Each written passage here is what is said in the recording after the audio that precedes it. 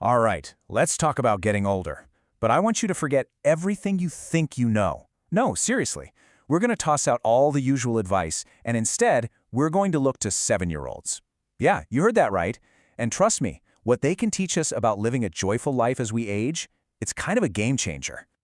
So let's just jump right in with this idea. You've heard a million tips on aging gracefully, right? But what if? What if the best advice doesn't come from some expert, but from someone who's still figuring out how to tie their own shoes? I mean, think about that. We're so busy looking forward for answers, but this whole idea suggests maybe, just maybe, the real secret is in a place we've all been, but completely forgotten.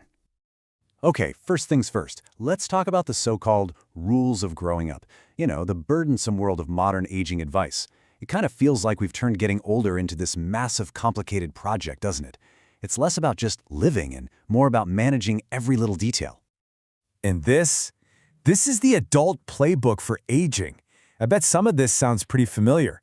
Optimize your schedule, maximize your productivity, plan for everything. It's all about control, right? Following a strict regimen and, get this, manage your decline.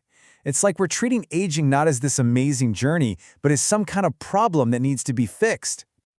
So let's be real for a second. Does this sound more like a chore than a celebration? It's exhausting.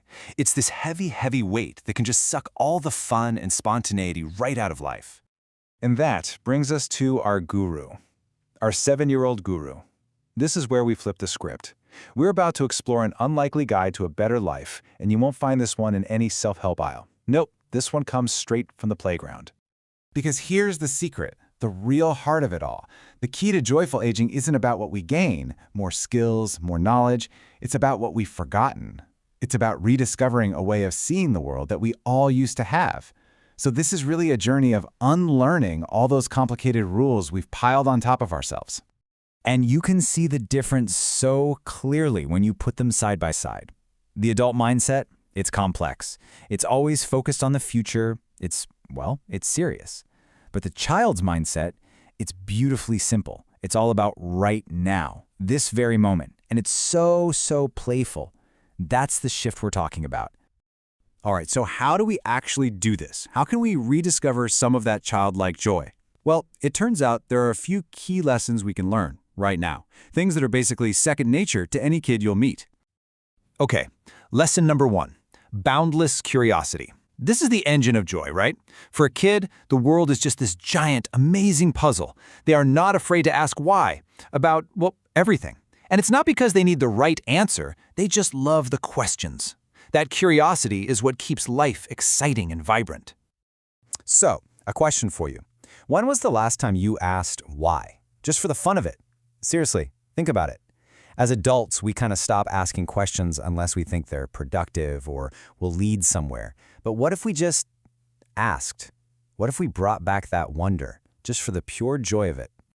Next up, we have what you could call the unbridled spirit.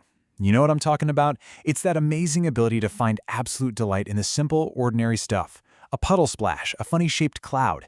To a 7-year-old, a rainy day isn't some big inconvenience. It's a golden opportunity to go splash around. The sky isn't just blue. It's a gallery of weird animal shapes. So here's another question. What simple delight have you overlooked today? Just take a second and look around you, right now. Maybe it's the warmth of your coffee cup or the way the sunlight is coming through the window. There's real magic in the everyday stuff. We just have to remember to actually look for it.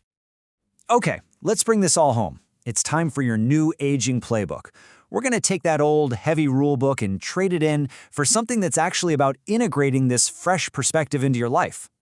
Now listen, this is not another stressful to-do list. This is a playbook for joyful aging. Step 1, see with new eyes. That's about firing up that curiosity again. Step 2, find that everyday magic. Appreciate the little things. Step 3, ask more questions. Keep your brain buzzing. And finally, step 4, embrace spontaneous play. Give yourself permission to do something fun just because you can. And this is a really, really important point. This is not about being childish. It's about being childlike. See the difference?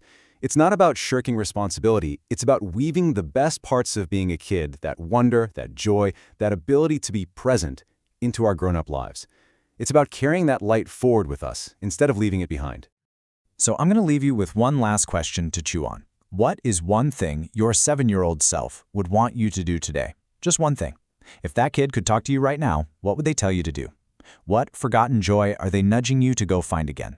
Think about it, because that answer, well, that might just be the key to everything.